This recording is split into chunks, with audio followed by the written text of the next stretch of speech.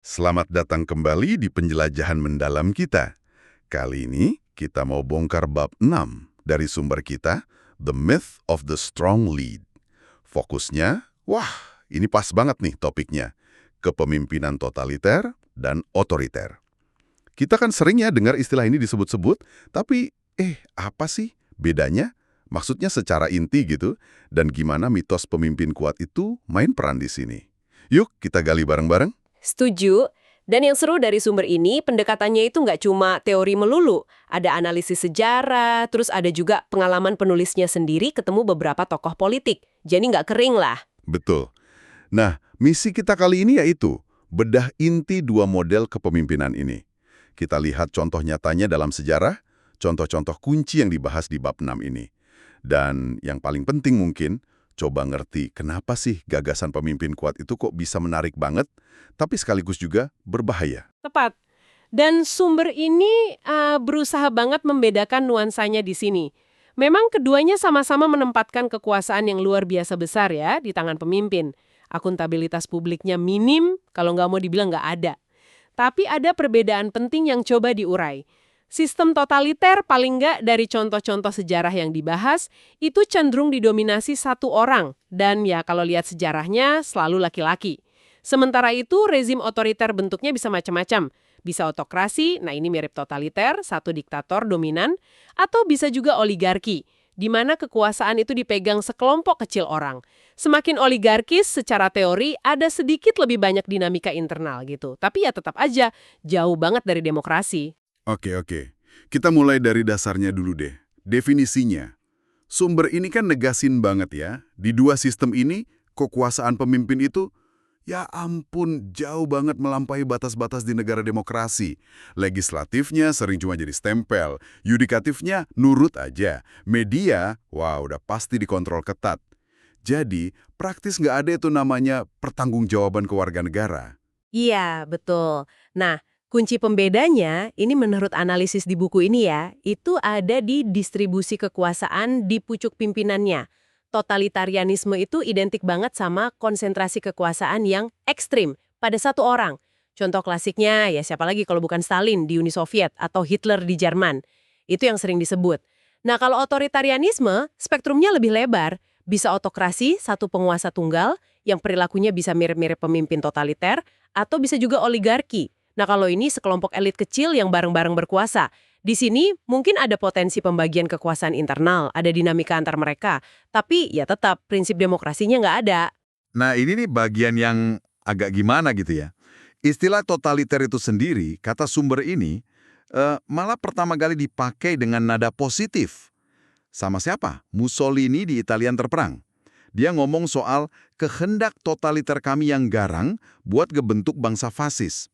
Dia bahkan sering nyebut sistemnya lo Stato totalitario, negara totaliter. Anehnya lagi, Hitler sendiri malah jarang pakai istilah itu.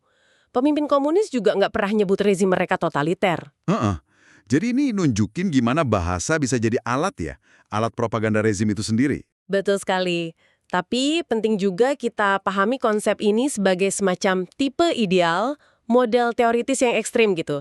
Kayak yang pernah dijelasin Max Weber atau yang digambarin secara fiksi sama George Orwell di 1984. Sumber ini juga ngakuin kok, nggak ada rezim di dunia nyata yang benar-benar bisa mencapai kontrol total kayak di novel Orwell itu. Tapi konsep tipe ideal ini tetap berguna. Buat apa? Buat alat analisis aja. Ngenalin ciri-ciri ekstrim dalam rejim-rejim nyata. Kayak yang Orwell coba lakuin lah. Narik ide-ide totaliter ke konsekuensi logisnya yang mengerikan. Oke, mari kita lihat gimana bab 6 ini ngasih contoh konkretnya. Mulai dari Mussolini deh, di Italia. Dia kan yang mempopulerkan istilah totaliter itu ya. Tapi naiknya dia ke puncak kekuasaan, ironisnya, malah dibantu sama Raja Italia waktu itu. Nah, di sini mitos pemimpin kuat mulai dibangun. Dia dicitrakan bahwa ketertiban setelah kekacauan pasca Perang Dunia Pertama. Padahal kalau kata pengamat yang dikutip sumber ini, Christopher Dagen, justru kelompok fasisnya Mussolini itulah yang jadi sumber utama kekacauan. Ujung-ujungnya, akhir 1926 dia bubarin semua partai politik lain, tinggal partainya sendiri. Nah, polanya agak beda nih kalau kita lihat Hitler di Jerman. Dia kan pernah gagal kudeta tuh di Bavaria tahun 1923. Di penjara setahun, nah pas di penjara itu dia nulis Mein Kampf. Setelah keluar, dia ganti strategi lewat jalur pemilu. Disinilah faktor eksternal main peran gede banget. Depresi besar. Krisis ekonomi parah yang hantam Jerman itu langsung bikin partai Nazi yang tadinya di pinggiran jadi kekuatan besar di pemilu Reichstag 1930. Hitler ini pinter banget manfaatin frustrasi massa. Terus sentimen sara antisemitismenya yang udah kelihatan banget di Mein Kampf sama keyakinan orang Jerman waktu itu kalau negara butuh pemimpin yang kuat banget. Carl Schmitt itu. Tapi yang menarik nih, dari catatan sumber ini, katanya Hitler tuh sering nggak terlibat detail urusan sehari-hari, kecuali kalau itu obsesi pribadinya. Ras, militer, luar negeri, tapi kok ini malah katanya memperkuat kekuasaannya? Gimana ceritanya itu? Nah, itu dia. Karena kata sumber ini, para bawahannya itu secara aktif bekerja menuju Führer, istilahnya working towards the Führer. Maksudnya, mereka tuh berusaha nebak, mengantisipasi, terus ngelaksanain apa yang mereka pikir itu kemauan Hitler, bahkan tanpa perlu instruksi jelas. Ini jadinya malah bikin sistem di mana inisiatif dari bawah itu justru memperkuat otoritas absolut di puncak. Dinamika yang kalau dipikir-pikir ngeri juga ya. Oke, kita geser ke Uni Soviet. Gimana dengan Stalin? Buku ini kan gambarin ya, gimana dia itu pelan-pelan tapi sistematis banget ngumpulin kekuasaan setelah Lenin meninggal. Rival-rival kuatnya kayak Trotsky, terus Bukharin, disingkirin satu-satu. Betul. Sampai akhirnya, kata seorang spesialis periode ini yang dikutip sumber, sekitar tahun 1933 itu, Stalin udah jadi diktator personal. Keputusannya di Politbiro itu badan pengambil keputusan tertinggi Partai Komunis udah nggak bisa dibantah lagi. Mutlak. Dan polanya sama lagi ya, kultus individu dibangun gede-gedean. Iya. Uniknya, propaganda Stalin itu sering dibumbui cerita-cerita fiktif soal kerendahan hatinya. Seolah-olah dia pemimpin yang sederhana gitu. Padahal itu kan bagian dari strategi bangun mitosnya aja. Kontras banget sama realita kekuasaannya yang absolut dan brutal. Termasuk pembersihan massal, kelaparan paksa, dan lain-lain. Sekarang kita ke Asia. Mao Zedong di Tiongkok. Lagi-lagi, polanya sama. Kultus individu yang kuat banget. Sumber ini ngingetin kita lagi ke bab 4. Soal konsekuensi kepemimpinan tunggal yang didewa-dewakan kayak gini. Iya, inisiatif kayak lompatan jauh ke depan yang pakai komuner rakyat raksasa dan mobilisasi massa gantiin keahlian, terus revolusi kebudayaan, itu kan dipicu oleh Mao sendiri. Hasilnya, justru bencana kemanusiaan, korban jiwanya luar biasa banyak. Ini nunjukin ironi yang tajam banget antara mitos pemimpin bijak sama realita kebijakan yang lahir dari kekuasaan tanpa kontrol. Betul. Dan kontrasnya kerasa banget kalau dibandingin sama penggantinya, Deng Xiaoping. Dia juga dibahas di bab 4, tapi relevan buat ngerti variasi kepemimpinan otoriter yang disinggung di bab 6 ini. Deng kan dikenal pragmatis banget ya. Sangat pragmatis, dia pimpin reformasi ekonomi yang radikal. Dekolektivisasi pertanuan, bikin zona ekonomi khusus, buka Tiongkok ke dunia luar. Tapi, nah ini kuncinya, dia lakuin semua itu tanpa mengubah sistem politik satu partai. Tetap komunis. Ini menarik sih. Pas dia lagi paling berpengaruh itu, akhir 70-an sampai akhir 80-an, Deng itu malah nggak megang jabatan formal tertinggi partai atau negara. Iya, dia justru mimpin Komisi Militer Pusat sampai 1989. Itu ngasih dia kontrol atas militer. Tapi pragmatismenya di ekonomi bukan berarti dia lembek di politik ya. Tragedi Tiananmen 1989 itu nunjukin sisi kerasnya, nolak demokratisasi tapi tetap lanjut sama reformasi ekonomi. Dia malah percaya justru reformasi ekonomi itulah yang nyelamatin partai dari krisis 1989. Yugoslavia. Dia kan pemimpin partisan yang karismatik banget ya, efektif pas perang, terus berani lawan Stalin pasca perang, jadi tokoh penting gerakan non-blok juga. Tapi sumber ini ngutip Milovan Djilas. Dia ini mantan rekan seperjuangan Tito yang akhirnya jadi kritikus. Oh, jelas. Gimana katanya? Nah, Djilas ini nulis setelah Tito meninggal. Dia gambarin gimana kekuasaan otokratis itu ngubah Tito. Dia akui sih kecerdasan sama energi Tito, tapi Djilas nunjuk adanya rasa superioritas bawaan dan keyakinan Tito kalau dia itu layak diperlakukan istimewa. Kesimpulan Giles itu pahit banget. Kekuasaan absolut itu cenderung ngubah niat baik jadi egoisme. Terus rekan deket jadi ya pemimpin sekaligus penjilat, kultus individunya tumbuh, meskipun mungkin nggak se-ekstrim Stalin, Mao, atau yang nanti kita bahas Kim Il-sung. Oke, sekarang kita nyebrang ke Karibia. Fidel Castro di Kuba. Sumber ini nyatet detail menarik nih. Revolusi 1959 itu awalnya bukan komunis loh. Partai Komunis Kuba waktu itu malah curiga sama Castro dan gerilyawan kelas menengahnya. Iya, baru belakangan rezim Castro itu adopsi model Soviet. Nah, soal kenapa rezimnya bisa tahan lama, analisis buku ini bilang itu kombinasi unik. Pertama, jelas karisma personal Castro yang nggak bisa dibantah. Kedua, institusi kontrol ala komunis yang diadopsi. Ketiga, nah ini penting, kebijakan Amerika Serikat yang seringkali malah jadi bumerang. Maksudnya gimana tuh? Ya kayak upaya penggulingan awal, invasi Teluk Babi itu, terus embargo ekonomi yang berkepanjangan, itu malah ngasih Castro amunisi buat bangkitin nasionalisme Kuba, bikin mentalitas kita dikepung musuh. Oh gitu. Sumber ini juga nambahin catatan dari pengamat, katanya Castro itu dikenal nggak korup secara pribadi ya, dan nolak gaya hidup mewah. Betul, itu di tengah kesulitan ekonomi, karena embargo dan sistem sosialisnya, lumayan bantu dia mempertahankan respek dan loyalitas dari sebagian rakyatnya, meskipun ya kita tahu rezimnya represif. Dan terakhir, contoh yang mungkin paling ekstrim dari kultus individu yang dibahas di bab 6 ini. Kim Il-sung di Korea Utara. Buku ini nyebut dia tuh awalnya dipasang sama Soviet ya pasca Perang Dunia Kedua, tapi dia kemudian berhasil bangun dinasti dan kultus kepribadian yang udah di luar nalar lah. Iya, propaganda rezimnya itu ngegambarin dia sebagai sosok yang superior.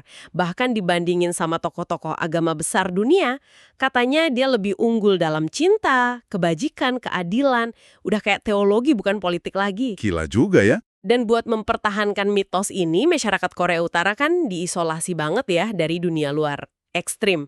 Seluruh sistem pendidikan, media, semuanya direkayasa buat nanemin kepercayaan mutlak sama kehebatan dinasti Kim.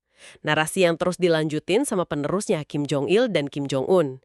Ini contoh paling jelas gimana mitos pemimpin kuat itu bisa jadi fondasi seluruh negara, nggak peduli lagi sama realitas objektifnya. Jadi, oke.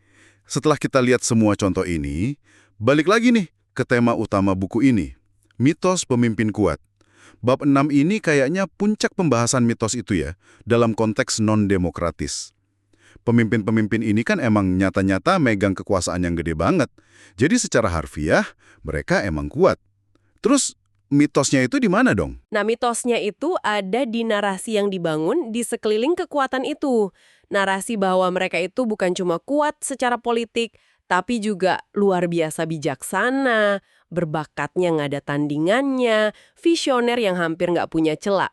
Di negara totaliter dan otoriter, seperti yang dijelasin sumber ini, seluruh aparat negara itu dikerahkan buat nyebarin pesan ini. Terus, karena nggak ada akses ke informasi alternatif atau ruang buat kritik yang berarti, ya narasi ini seringkali berhasil meresap dan dipercaya, setidaknya untuk sementara waktu. Mitos lainnya adalah anggapan bahwa konsentrasi kekuasaan sebesar itu otomatis bawa kebaikan buat negara. Padahal, kenyataannya, dari contoh-contoh tadi, seringkali malah kebalikannya kan? Keputusan yang lahir dari satu orang atau kelompok kecil yang nggak bisa disentuh kritik, itu bisa bawa konsekuensi bencana. Mulai dari kebijakan ekonomi yang gagal total, sampai pelanggaran HAM skala besar. Ini poin penting nih untuk Anda renungkan. Kenapa ya ide soal pemimpin kuat yang bisa beresin semua masalah ini kok kayaknya menarik banget?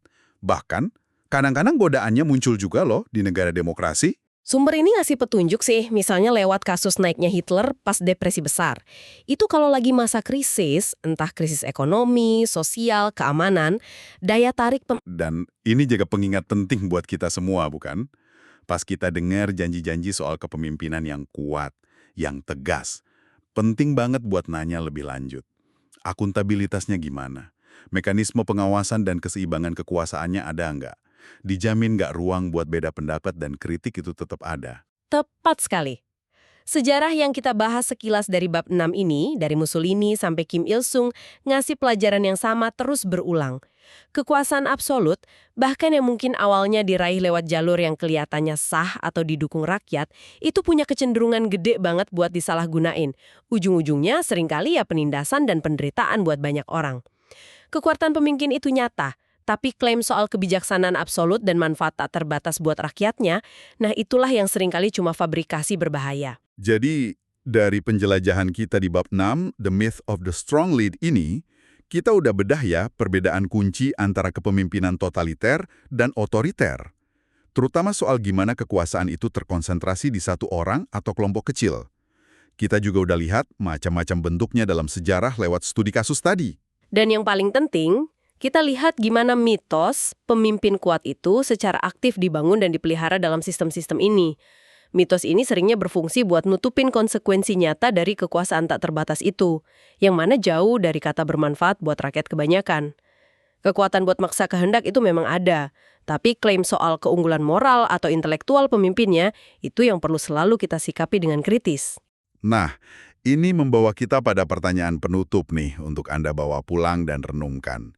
Di tengah dunia yang makin kompleks dan penuh tantangan kayak sekarang ini, gimana caranya kita bisa lebih waspada ya sama tanda-tanda awal pergeseran ke arah otoritarianisme, bahkan mungkin di lingkungan yang kita anggap demokratis sekalipun.